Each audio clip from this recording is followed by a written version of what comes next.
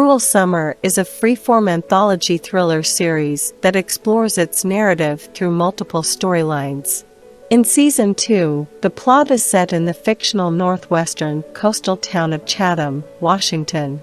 Like the first season, the narrative in Season 2 is split into 3 parts: Summer 1999, Winter 1999, and Summer 2000.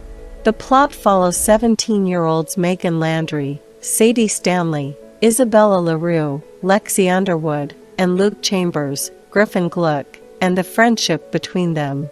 In Summer 2000, it is discovered that Luke is murdered, and Megan and Isabella become persons of interest in the subsequent investigation. Season 2 Episode 9, titled The Miseducation of Luke Chambers, exclusively focuses on Luke as he reflects on his life and how the pressures of being a scion of the Chambers family have impacted his actions. Cruel Summer Season 2 Episode 9 recap. The penultimate episode of Season 2 stands apart from the rest as it exclusively depicts events from Luke's perspective and is set during autumn 1999 and on January 1, 2000.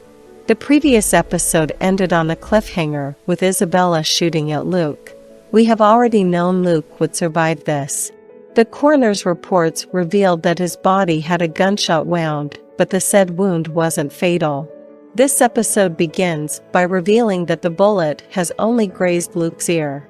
All 3 individuals in the cabin begin to panic, and Megan tends to Luke's injury. As the episode progresses and the narrative shifts back and forth between the 2 timelines, it becomes apparent that there is not much difference between Luke and his older brother, Brent, at least not according to the people in his close circle. In autumn 1999, Luke tries to tell his father that he doesn't want to attend Steve's alma mater and wishes to join the Coast Guard instead. Steve Chambers is not a man who likes to hear refusals, especially not from his children. He simply overwhelms the courage Luke has manifested to tell him this, informing his son with an air of finality that he is going to Branson. Luke applies for Branson and the Coast Guards and gets into both places. However, when he tries to tell his father again that he prefers to join the Coast Guard, Steve dismisses his younger son's desires as naive.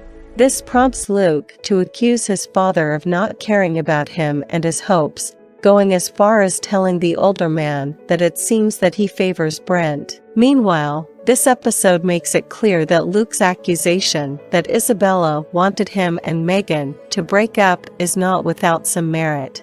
We see Isabella asserting her influence over Megan to guide her toward a life where she will achieve all her dreams, while warning Luke not to get in the other girl's way. Luke and Jeff finally have a conversation since Megan left the latter for the former. Jeff makes it very clear to Luke that he thinks that the other teenager is worse than his older brother, as, unlike Luke, Brent never tries to hide who he is. On January 1, 2000, Megan tells Luke about her pregnancy after Isabella leaves. Luke panics, wondering how this could have happened. He immediately tries to assure her that his father will help them deal with it, implying they should abort it. This turns out to be the last straw. Megan tells Luke that she now knows what kind of a person he truly is and leaves. Cruel Summer Season 2 Episode 9 Ending. Who did Luke page? After Megan's departure, Luke is left all alone at the cabin, still bound to the bed. He manages to get free and ventures outside, the effects of the combination of benzos and alcohol still apparent in his movement. There is a moment in the episode when it seems that Luke might fall into the water in this state, making his death somewhat of an accident. Isabella and Megan still drugged him, and Megan put alcohol in his drink. However, he manages to sit down on the dock and pages someone. We don't see the person as they arrive, but Luke seems relieved. It's probably safe to presume this person is why Luke is dead. It's not likely Steve. He is probably the last person that Luke will reach out to under the circumstances. That leaves his brother, Sheriff Meyer, and perhaps Jeff. None of these people seems to have motives to kill Luke unless there is something we don't yet know about. One thing seems certain: Megan and Isabella aren't directly responsible for Luke's death. Both are at home and in bed when this mysterious person arrives at the dock. Who leaked the tape? The tape leak has been one of the two big mysteries of the season, along with Luke's death.